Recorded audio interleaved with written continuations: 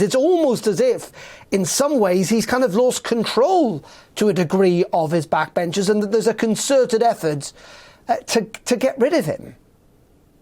I think he's actually lost control everywhere, because it's quite clear he's also lost control of his cabinet.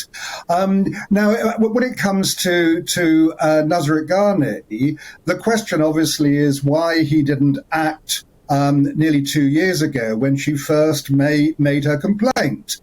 If you're going to take accusations of racism seriously, then what he should have done is to launch that cabinet inquiry then rather than now. It's welcome to have it now, but it's still nearly 2 years too late. So the difference between now and last week is that we have yet another inquiry coming on.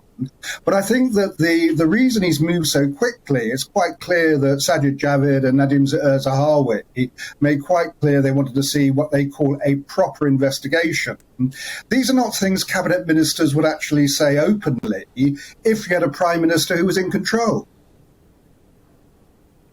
And there's been lots of talk, hasn't there, when it comes to this report from Sue Gray about just how much we're going to see of it.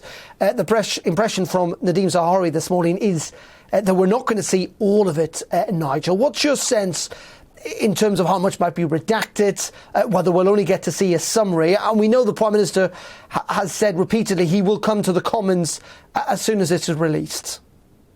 I don't think that MPs would wear it if all we're going to actually get is a summary of the report.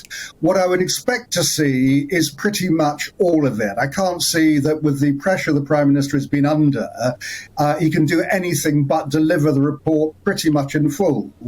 There might be a couple of redactions. I can see that in certain areas there'll be certain number 10 officials who it might well be prudent not to actually name, so you may find their names redacted. We don't know, obviously, whether or not there were other meetings going on at the same time. So, for instance, should there have been an intelligence meeting happening at the same time as a party, you would expect that to be redacted. But the rest of the report, and certainly the substance of it, really does need to be published in full.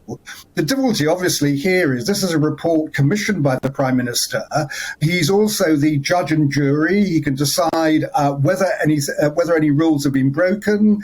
He can decide what punishment someone should receive, including him. So it's not totally independent in that sense. But I think that we've come so far down the road that if we don't see pretty much all that report, there's going to be real trouble for the Prime Minister.